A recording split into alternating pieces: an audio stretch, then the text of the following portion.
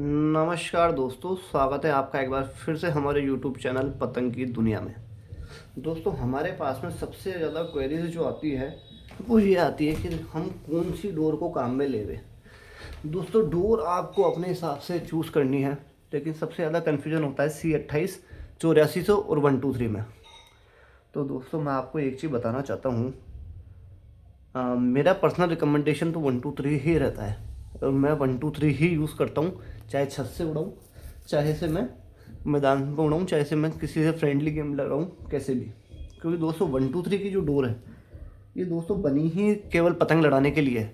वैसे 84 जो जो थ्रेड आ रहा है उसके ऊपर भी काइट फ्लाइंग डोर है, लेकिन दोस्तों मेरा पर्सनल रिकमेंडेशन 8400 को लेकर के थोड़ा ऐसा है कि खींचतान के लिए बाकी सब ठीक है, लेकिन फंस कर के काम करने के लिए 8400 बेस्ट नहीं है, क्योंकि उसका जो धागा है वो इतना काम अच्छे से कर नहीं पाता दोस्तों। हाँ, तो इसलिए मैं हमेशा 123 काम में लेता हूँ दोस्तों। अगर फंसा के लड़ा रहे हैं या खींचतान से लड़ा रहे हैं तो दोनों में अच्छे से रिजल्ट दे जाती है, क्योंकि 123 की डोर इतनी अच्छी बनती है, कारीगर भी उसके ऊपर अपना अच्छा काम करता है। क्योंकि दोस्तों मैदानी लोग हैं तो कारीगर को ये लगता है जैसे कारीगर का मैदान में लड़ नहीं रहा हो, लेकिन वो उस पर मेहनत इसलिए ही करता है कि मैदान में लड़ेगी और डोर का नाम होगा। अब दोस्तों 123 के अंदर ड्रॉपबैक क्या रहता है?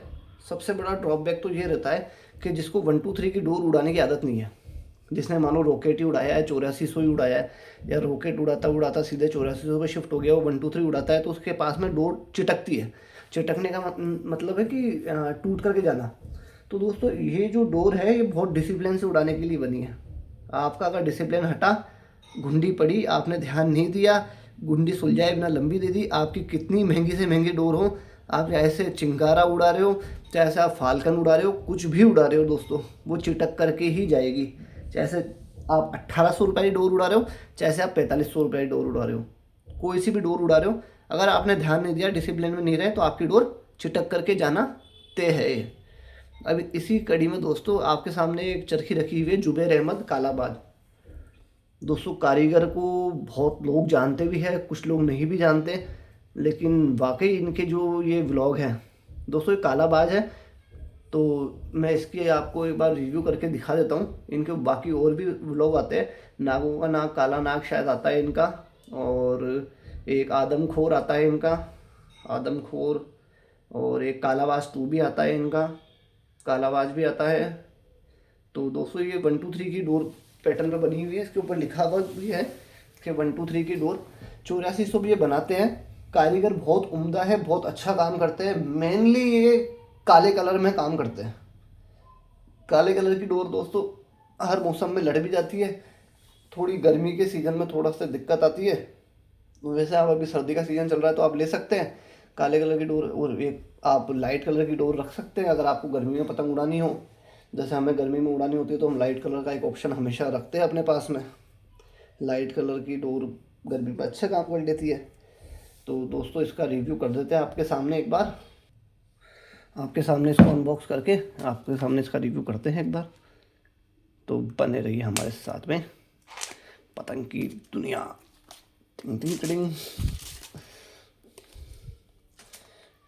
ये देखिए, मैंने आपको कहा था कि 123 की डोर है, तो इस पर लिखा हुआ भी आता है, ये आप देख पा रहे होंगे 123 की डोर। ठीक है, ये देखिए दोस्तों, समेटने का पैटर्न आपके पास में हमेशा जब भी आप देखेंगे जुबैर अहमद का, ये इन्होंने ही स्टार्ट किया था दोस्तों। ये पूरा ऐसे बीच में समेटते, बाकी सब कारीगरों की हल्का हल्का आता है, उसके पीछे रेपर दिखता है, इनका रेपर नहीं दिखता है। ये देखो, अब आपको इसके अंदर एक और चीज़ बताता हूँ मैं, है ना। अब आप इसके अंदर ये सफ़ेद सफ़ेद दिख रहा होगा आपको, है ना। तो दोस्तों ये डस्ट है, ये देखिए, ये क्लियर हो गया, ये देखिए, ये क्लियर हो गया। ये केवल और केवल इसकी डस्ट है, बाकी ऐसा कुछ भी नहीं है। ये देखिए, कांटा वगैरह आपको मैं दिखा देता हूँ एक बार इसका। ये चमकान दिख रही होगी आपको इसके मटेरियल की, कांच वगैरह चमकता हुआ अच्छे से दिख रहा होगा दोस्तों। बहुत तेज़ धार की डोर है, ये देखिए।